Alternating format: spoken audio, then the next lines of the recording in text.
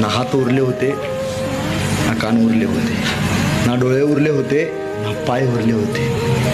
पदस्तंभाला बांधलेला संभाजीराजा अभिमानानं स्वाभिमानानं मातृभूमीसाठी समर्पण व्हायला तयार होता. हापशे जवळ आले, संभाजीराजांच्या जवळ आले. हापशेंनी तलवार बाहेर काढली, सप्प करणा तलवार चालवली. संभाजीराजांची गर्दन मातीमध्ये खाली पडली. शंभू राजा धडा वेगळा करण्यात आला. संभाजीराजांच्या तोंडून एक वाफ निघाली. वाफेबरोबर माती आकाशात उंच उडाली आणि उडणाऱ्या मातीला माझा संभाजीराजा सांगत गेला, सांगा आबासाहेबांना, सांगा आबासाहेबांना, तुमचा छावा मातीत नाही मेला, तुमचा छावा मातीसाठी मेला.